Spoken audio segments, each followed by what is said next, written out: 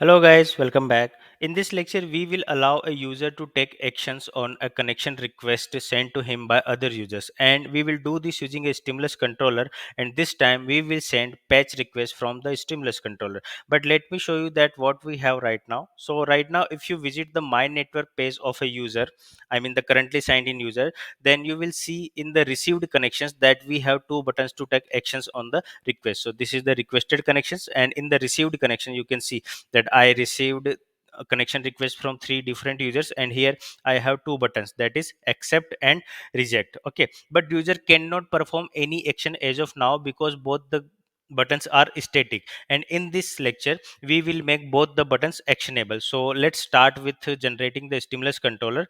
So first come to the terminal and generate a new stimulus controller. So switch to the terminal. Okay, open the new terminal window, and here what you need to do, rails g stimulus and then your controller name. So we can name our controller as update connection status.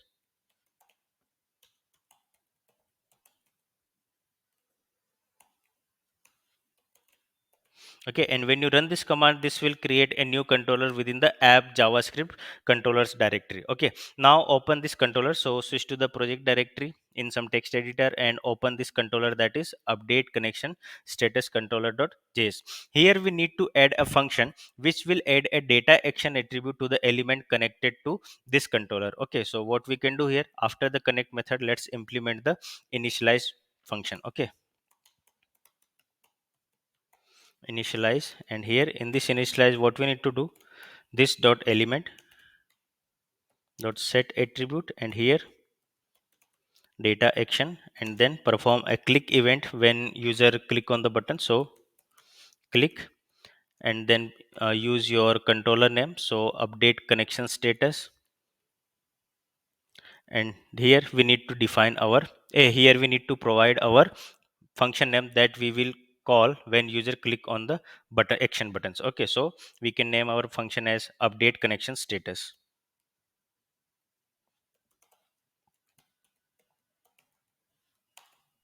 Okay, and now let's implement this update connection status. Okay, so what we can do, update connection status, and here first we need to prevent the default behavior of the link. So event dot prevent default. Okay, and now we need to get the url of the element. So this dot url equal to this dot element dot get attribute, and then we can get the href of the element. So href. Okay, save the controller stimulus controller for now. Okay, we will leave the implementation remaining because before implementing this update connection status function, we need to connect our action elements, I mean accept and reject buttons to this stimulus controller. Okay, so open the index.html.trb from app views connections. Okay, so here you can open this directory, open this template. Okay, and here let's put all the action buttons into a division and assign an id attribute to it. Okay, so just come to the received connection block, and here you can see that we have the connection dot status accepted, then we are displaying the connection dot status dot titleize, else we are displaying two actions button that are accepted and rejected, sorry, accept and reject. Okay, so now first put all these buttons within a division. Okay, so what we can do, div, and now we need to provide a dom id to this element. Okay, so division id, and make sure you are providing the dynamic id here. So connection status, and then we can use the id of the connection dot id. Okay, and why I'm providing the dynamic id here, because whenever user perform either accept or reject action on this connection request, then we will use this id into the rails controller to replace the dom element. Okay, and end this div. So put the entire if else within this division, and after the condition, let's end this div. Okay, and now we need to change the connection as well, sorry, the condition as well. Here you can see what we are showing, connection dot status equal to accepted. Okay, and why I'm changing this connection, because if user, let's say if user reject the connection request, then it will not show the connection dot status dot titleize.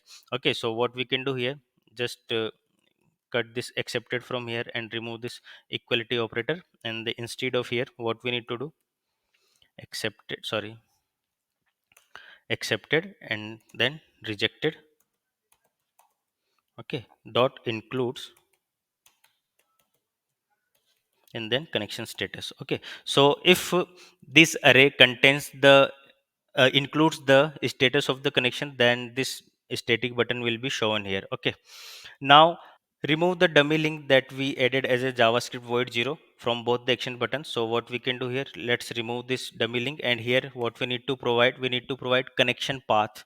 Okay,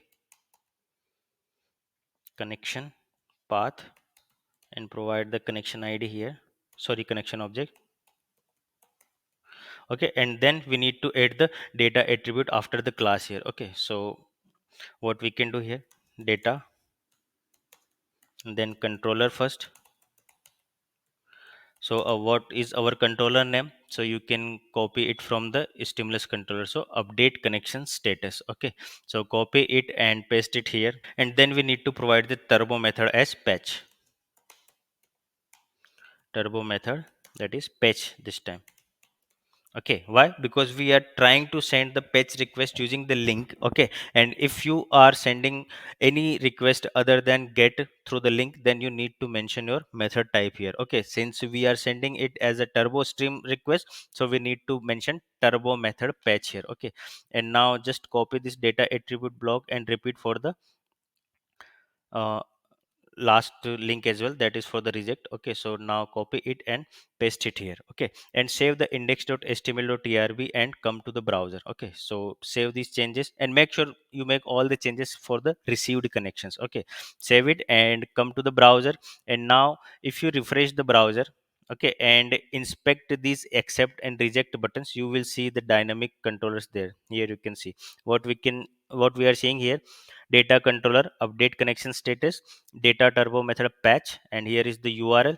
Okay, and then here is the data action attribute that we added into the stimulus controller, so it is added whenever our controller initialized. Okay, now let's come to the stimulus controller again and finish the implementation of the update connection status function. So switch to the project directory again and into the update connection status function. What we need to do now, first we need to instantiate the form data object that we did here, similar for the connections controller post. Okay, so we need to do something like this, const connection body equal to new form data. So if you wish, you can copy it and paste it here, or you can write it manually. So I'm just pasting it. So const connection body equal to new form data, this will instantiate the form data object here. Okay, now we need to make some check here. If user clicked on the accept button, then we need to send the value of connection status as accepted, else we need to send this value as rejected. Okay, so after this line what we can do, if this dot element dot text content is accepted, sorry, accept, if it is accept, then we need to append the status value into the connection body. So connection body dot append, and here what we need to provide, connection and then status. Okay, and its value must be accepted.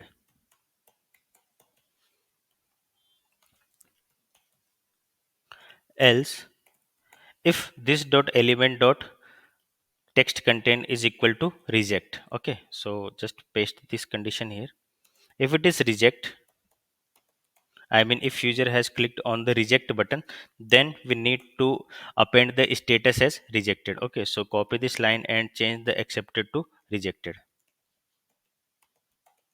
Okay, and save it. Now as the last thing, what we need to do, we need to implement the fetch function to send this connection body to the update action of the connections controller. Okay, so here after this condition what we need to do, fetch and then this dot url.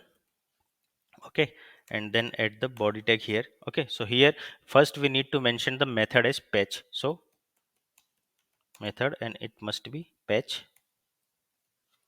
Okay, and then we need to add headers. And to send the headers, what we can do, accept, that is text slash vnd turbo hyphen stream dot html dot turbo stream dot html. Okay, add the comma here. And just like the post request, page also requires a csrf authenticity token within the request, so we need to add that csrf token here as well. Okay, so how we can do that, x csrf token, and then document dot query selector, and here what we need to provide, meta, and then name is equal to csrf token. Okay, and you can find this element within the head section of your browser, and I already showed this when we used when we implemented the connection controller JS here. Okay, so here you can see that we already done this part here. Okay, now let's come to the update connection status controller again, and here after this what we need to do, get attribute, and that is content. Okay, and after the header, now we need to pass the connection body as the request body. Okay, so add the comma here, and then add the body, and then connection body. Okay, now this is the fetch function that is almost implemented, but now we need to handle some promises. So then response,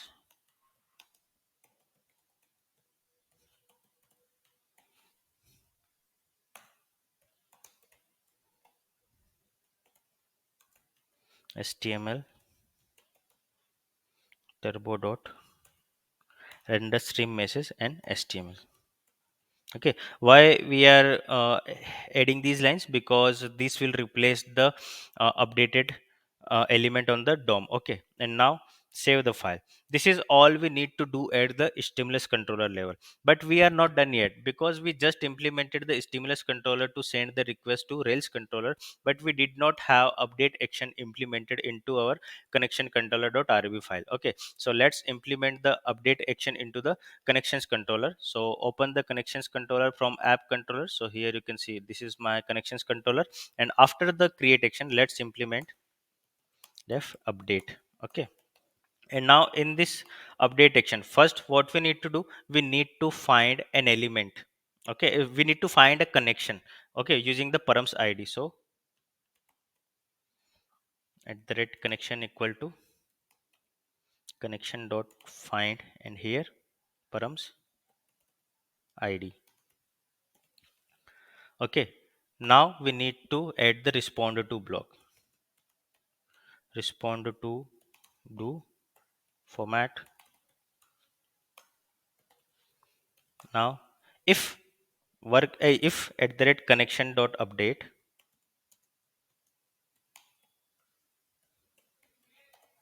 and then we need to provide the connection params here.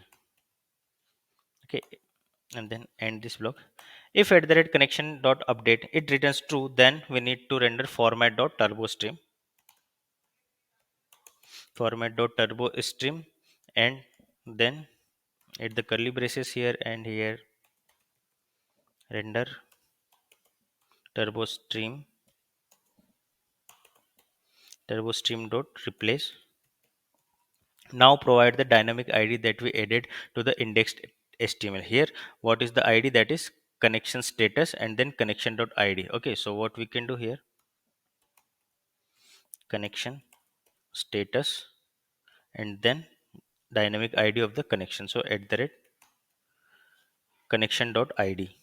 Okay, and now what we need to do as the next thing, we need to provide a partial that we're going to replace here. Okay, so after this add the partial here. Okay, and then